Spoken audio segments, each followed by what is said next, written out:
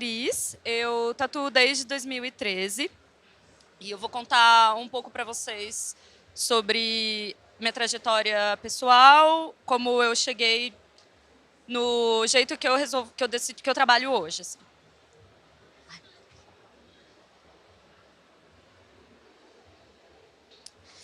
Então vamos lá. Quando eu comecei, eu já decidi desde o começo que eu queria trabalhar com um projeto personalizado. O que isso significa? Significa que eu me disponho a fazer um desenho para cada pessoa, independente do que ela quer tatuar, mesmo que seja uma temática já muito conhecida, até uma coisa muito pessoal. Então eu sento, converso, faço desenho, eu não tatuo esse desenho mais. O que eu mudei um pouco ao longo da trajetória? Os meus desenhos, as minhas criações próprias, essas às vezes eu tatuo de novo, mas com alterações. Então eu tenho desde o começo essa proposta de produzir coisas novas.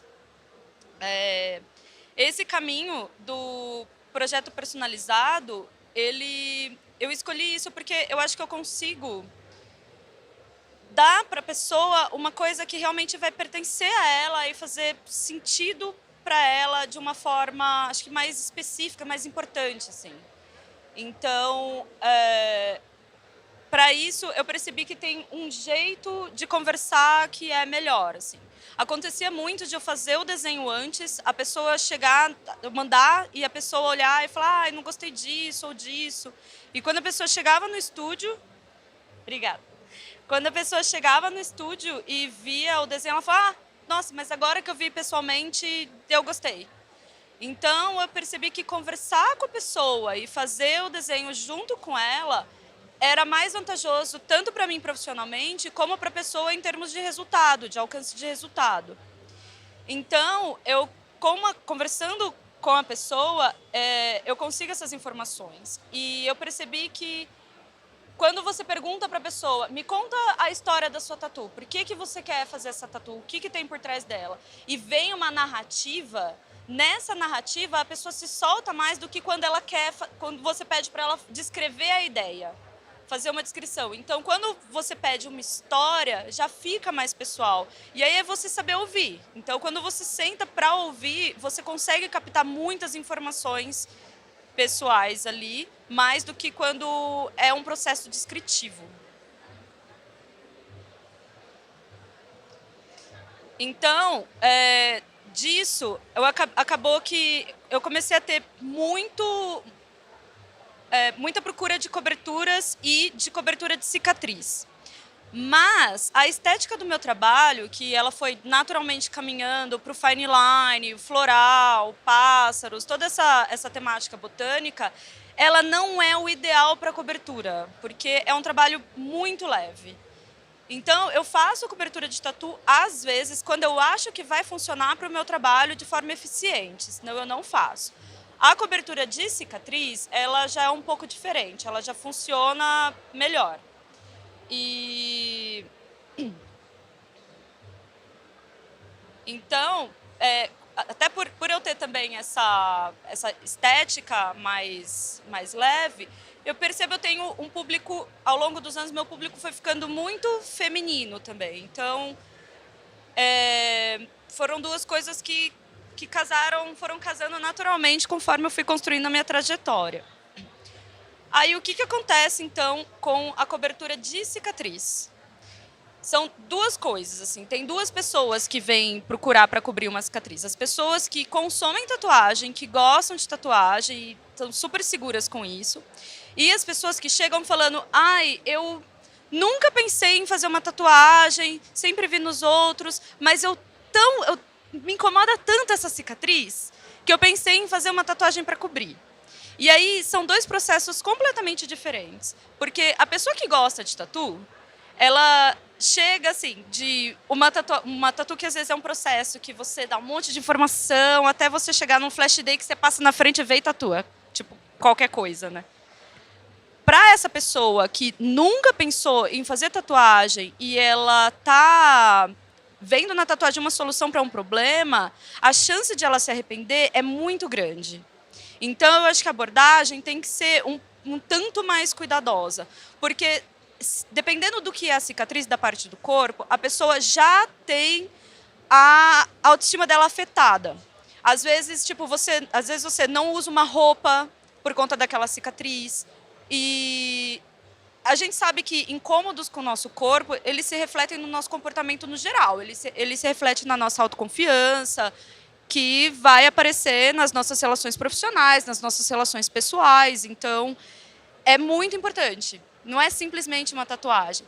E aí, nisso, acontece muito de a pessoa chegar assim, ai, eu odeio essa tatuagem, ela me incomoda muito, então, ai, faz qualquer coisa que tá bom. Qualquer coisa não tá bom.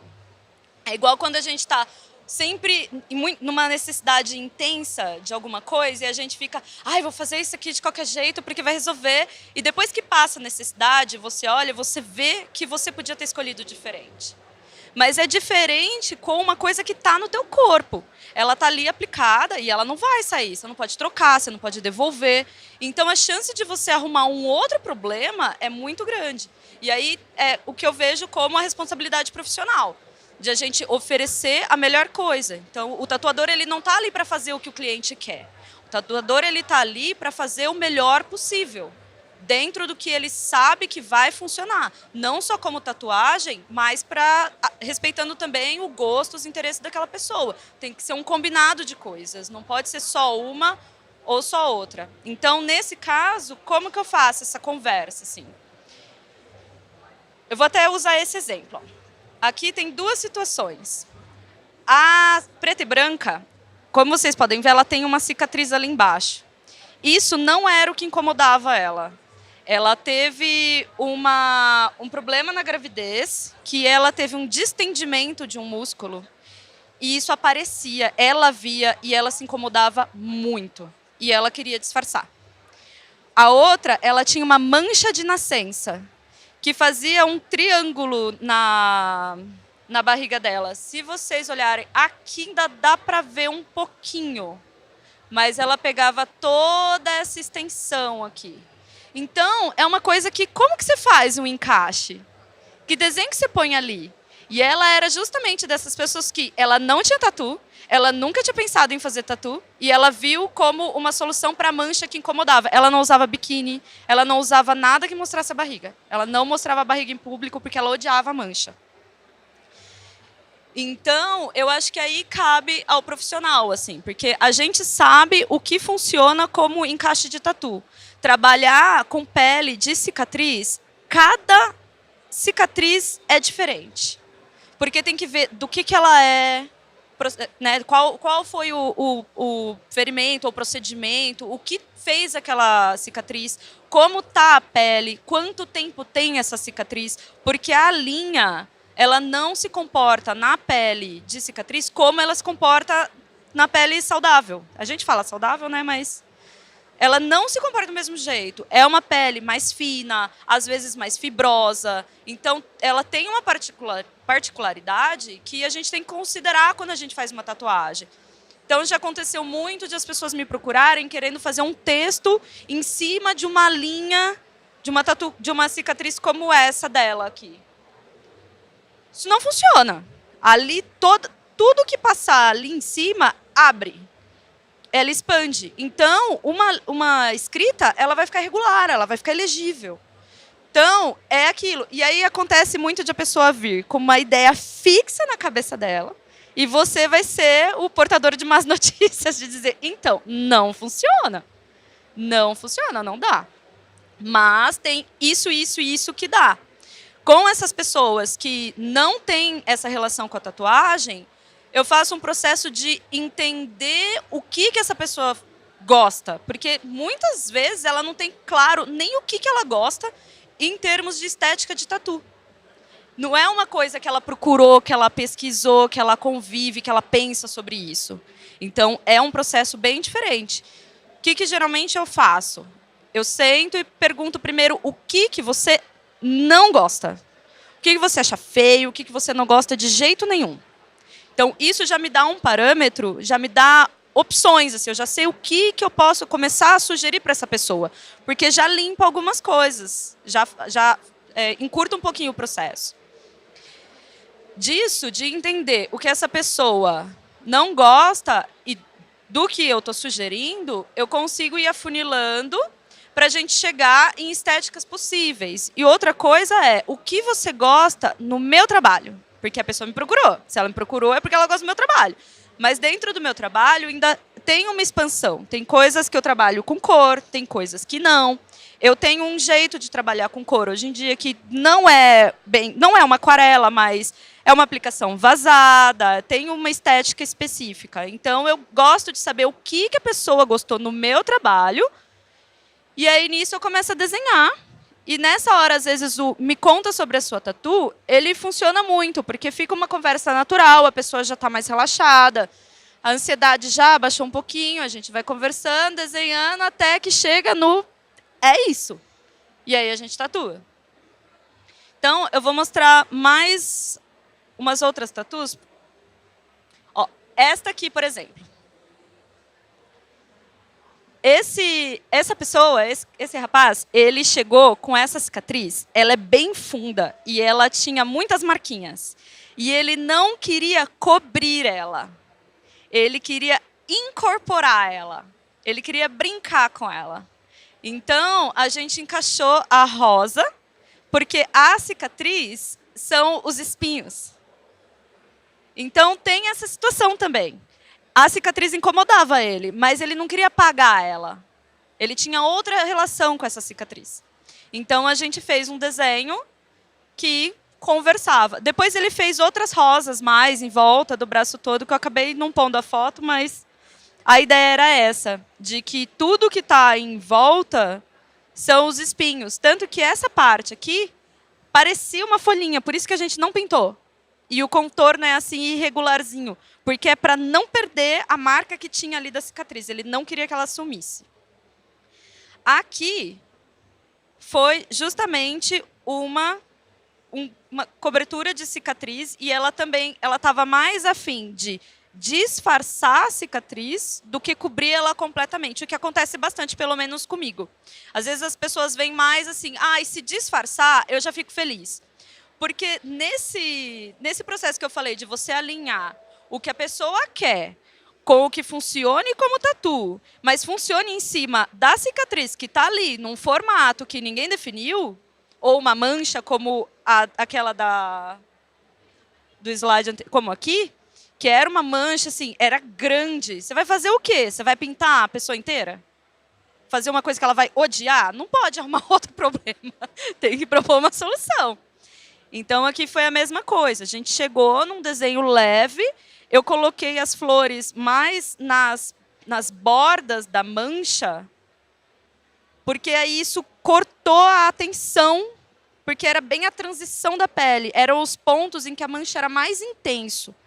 Então, de fato, não dá nem para ver. Essa parte aqui, quando a gente tirou essa foto... Opa, desculpa. Quando a gente tirou essa foto, esse pedaço aqui, ele já estava cicatrizado. Então, como vocês podem ver, não dá para ver a mancha. Resolveu. E ela ficou muito feliz. Aí ela tem a mesma mancha na perna. Aí agora ela quer fazer também. Mas aí agora ela gosta de tatu, entendeu? Agora ela já tem no corpo. Ela já está ali mais inteirada do que é ter uma tatuagem no corpo dela. E eu acho que tinha mais alguma coisa que eu queria mostrar. Sim. Essa aqui, ela tinha aquela cicatriz que a gente tem da vacina. Mas a dela inflamou muito e era muito grande. Então, aqui, como a foto é bem na hora que a gente acabou de fazer, dá para ver bem a extensão dela, ó. Porque a pele está bem irritada, né? Porque é uma pele mais sensível, então quando a gente tatua em cima, ela levanta um pouquinho.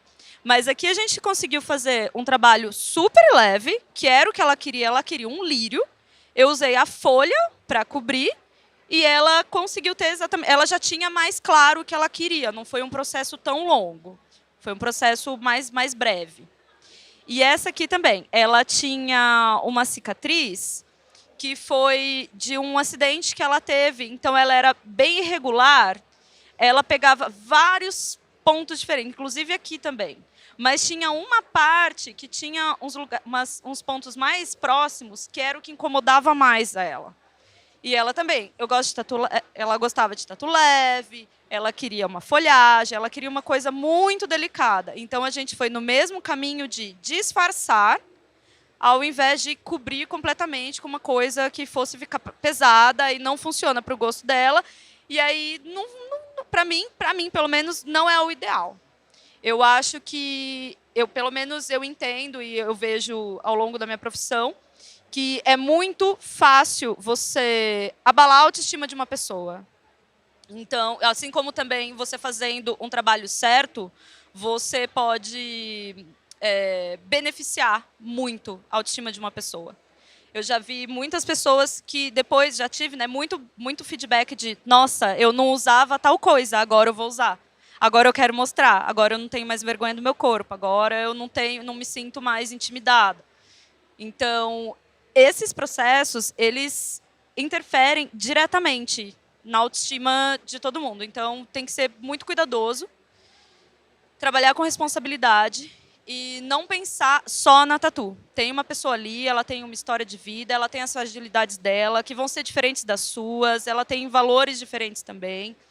E, para mim, pelo menos, esse processo de sentar e conversar, e ser uma conversa aberta, ser uma conversa narrativa, as pessoas me dão informações que eu considero importantes e boas o suficiente para eu oferecer para elas um bom trabalho. E o que acontece se a comunicação não funciona? Eu não faço. Se for para eu fazer uma coisa que eu vejo que não funciona, eu recomendo para a pessoa que ela então procure um outro tatuador com quem ela se identifique melhor com o trabalho e faça um processo de então encontrar algo que funcione para ela. Eu não faço se eu não estiver completamente convicta de que eu estou fazendo um bom trabalho, de que as duas partes estão felizes. Eu feliz que eu ofereci um bom trabalho, que eu coloquei a minha experiência ali da melhor maneira possível e eu não estou causando dano na vida de ninguém. E a pessoa também ficar feliz e ter resolvido o problema que ela considerava que ela tinha e ela me procurou para resolver. Então, se não for assim, eu não faço. Delicadamente, né? Declino delicadamente, mas eu não faço. E é isso, acabou ficando um pouquinho mais curto do que eu esperava. Eu não sei se tem possibilidade de fazer perguntas, se alguém gostaria. Tem? Dá licença, Cris, era isso que eu ia perguntar. Podemos abrir perguntas? Pode, Pessoal, pode, quem que tem. está aqui? Eu levo o microfone até vocês. Carlinha, tem alguma pergunta? Vamos aproveitar a profissional aqui. Eu tenho uma pergunta. Pode fazer. Você tem? Então eu vou deixar a tua primeiro. Peraí. Tá bom. Se apresenta, tá? Fala assim. Oi, Cris, boa tarde, Tudo tudo bem? bom? Meu nome é Mayra, eu sou do Pará.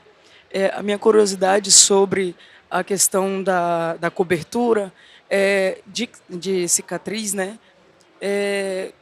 Como é que é o processo para a pessoa cuidar? Ela é uma coisa normal, vai ficar natural, eu digo assim, porque é em cima de uma cicatriz. Sim. E aí você mencionou sobre a questão de quando você, se você passa um tracinho em cima da cicatriz, ele vai abrindo, né? Sim. Como é que é isso? Me explica assim como funciona esse tempo de cicatrização, depois da cicatrização, Tá. da tatuagem em cima da cicatriz, né? Sim.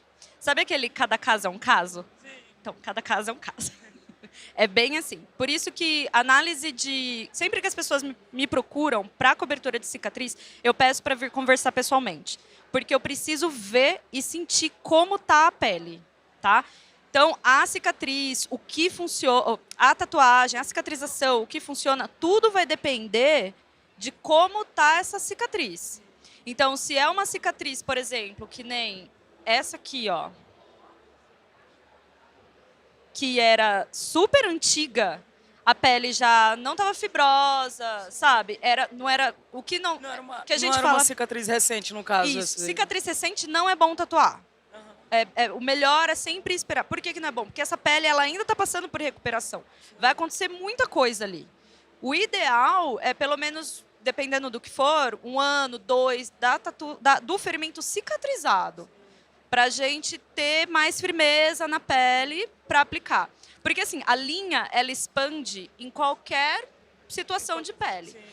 A gente tem peles diferentes no corpo. Então, conforme a gente está tatuando, eu não vou tatuar o seu bíceps, a pele do bíceps, do mesmo jeito que eu tatuo a do antebraço. São duas peles diferentes, apesar de ser o mesmo membro. Então, você tem abordagens diferentes. Com a cicatriz, é a mesma coisa. Então, o cuidado vai ser o mesmo. Às vezes, dependendo do que é a cicatriz, se é uma cicatriz, por exemplo, de queimadura, que às vezes é mais fundo, é mais extenso, a gente às vezes trabalha mais devagar. Então, você vai fazer uma sessão mais curta. Aquela pele ela vai ter um tempo de aguentar a agulha, aguentar a aplicação, mais curto, dependendo.